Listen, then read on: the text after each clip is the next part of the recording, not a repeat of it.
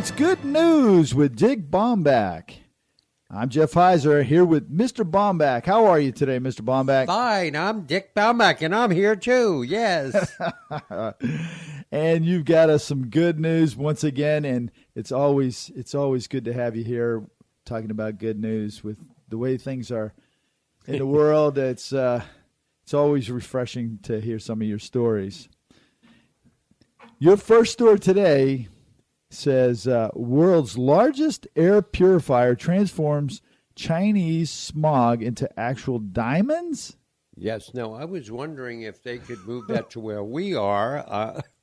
And wow. Yes. And what it is, it's a 23-foot tall metal structure that is capable of filtering 75% of harmful PM 2.5 and PM 10 particles from surrounding air, and then it produces clean air, which creates a bubble around the tower, and then they create these diamonds, which they're now selling.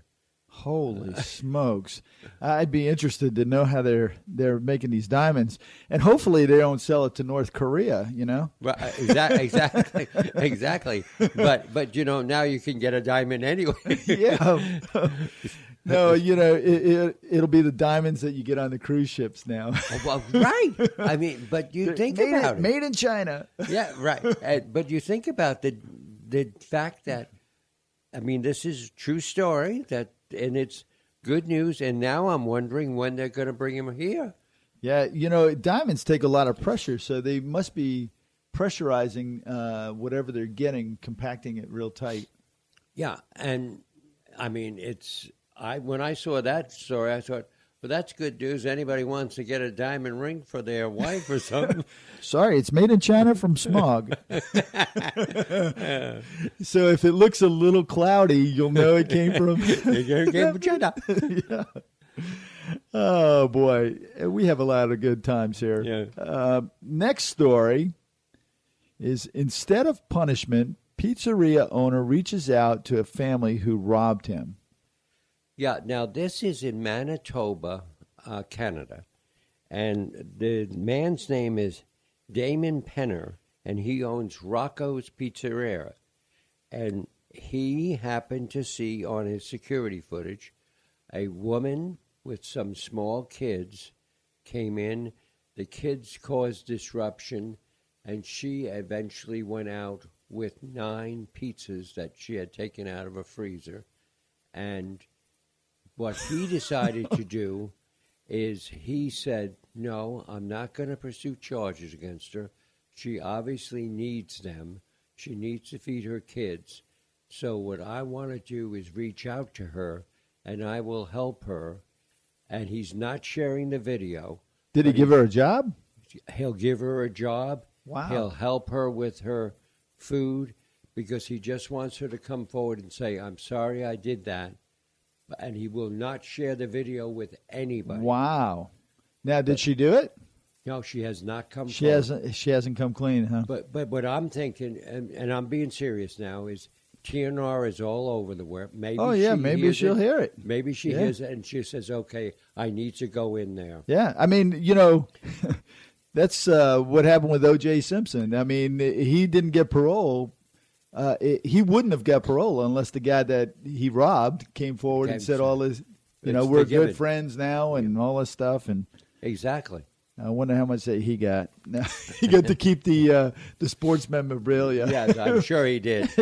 But, I was impressed by this guy, the fact that he did this. Yeah, that's now, does the town know that he's doing this? I mean, the town knows, and then the police department knows. Wow. And they said if he's choosing not to bring forward charges, that's fine. And they're hoping that the woman does come forward. Wow. That's you won't find that in many places. No. That's a good-hearted person. But that's good news. That absolutely. Did something, in the positive. Absolutely. Now, your next one is about a young person. An 8-year-old helps buy new wheelchair for his best buddy when insurance fails. Yeah, these two guys Cameron Hoshan and Paul Burnett have been friends forever. And Well, 8 years. Yeah, I mean, what can I tell you? And they're soon to be third graders, and they do everything together, including going to McDonald's and having Happy Meals, playing in the park. And they literally became inseparable.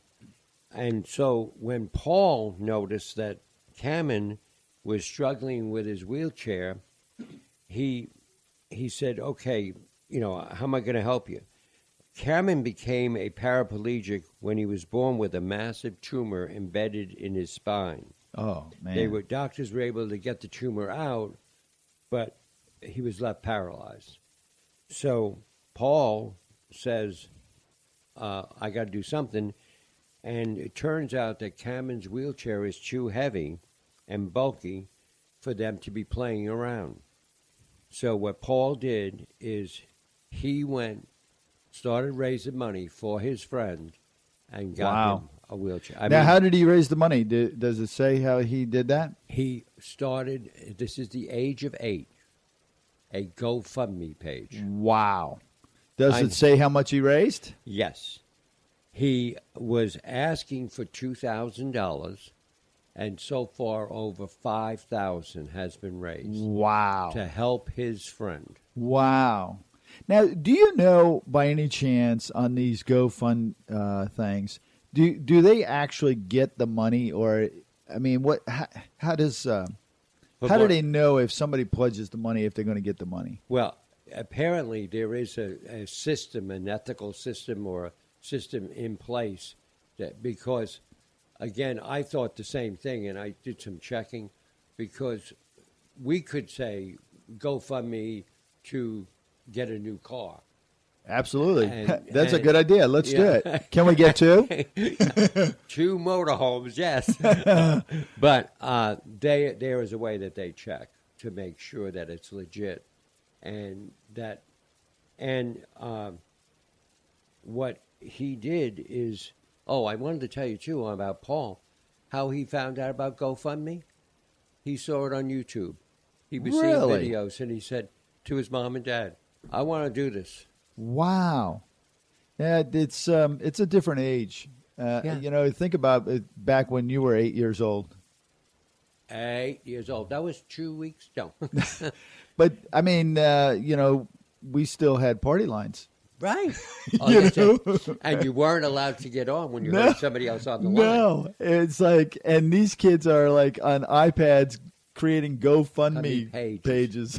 I know. It's incredible. Wow. But I'll bet you one thing. I bet you they can't play stickball. They can't. Or they can't play football on a concrete street. Yeah, I know. It's like, I don't know. I don't think I would trade mine for that.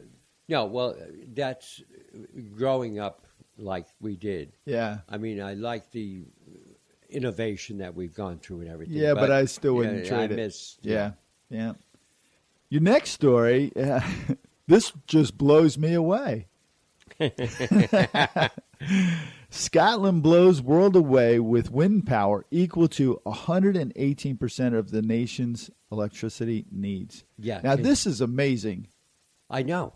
And this is, between January and June, their wind power caused them to save 118%. It's amazing. Being here in Florida, you would think that we would be able to say the same thing. Yeah. And you hear the same story over and over. Oh, it costs this amount of money. Oh, it's going to do this. Oh, we can't do that because of that. I think it's all politics, because if they can do it with windmills, right? Why can't we do it with solar panels in the Sunshine State? Well, that's right? exactly right. And it's obviously, politically, somebody saying, back in, it was, I think, when Jeb Bush was still governor, and I'm not sure what year that was, in the late 1990s, I wrote a letter and outlined a plan for what I would suggest they do for solar power. And basically the plan was that every state building, every school building, every public building be outfitted with solar panels, and not to power those buildings per se, but to be a part of a power network for the whole That's state, brilliant. right? I get a litter back. It's not cost effective. Oh, It's like you're living in the Sunshine State.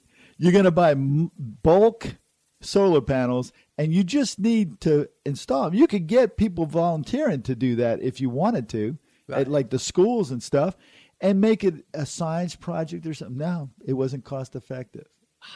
But now, Florida Power and Light, right, yeah, they've got the big farms going in. right. But, you know, the state doesn't see it cost effective. No, exactly. It's like, Ah. it just blows me away. Well, but again, we have to look at it. There is good news for Scotland. Oh, yeah, absolutely. And, you know, wind power, we use wind power here in the States. If you go out Right. West of like Houston, Dallas, Texas area, I mean, it's just hundreds of miles that you just see Right. the windmills, because the farmers are getting paid more money to have windmills on their farms than they are for the crops. Right, like when we were out visiting our son out in California, and we went down to Temecula. Just They're every miles place, of miles of it. Yeah, because they're getting paid good. Yeah, unbelievable. So that's what we got for this week. What do you got in store for us next time around? Just let's say that the next week's story is about a Chicago linebacker who saves a man's life. Really, I can't imagine that. Yep. It wasn't Urlacher, was it? No, it wasn't. It wasn't. You know? Well, until next week there, Mr. Baumbach, have yourself a wonderful week. Thank you. You too. And- Have good news. And bring us the good news.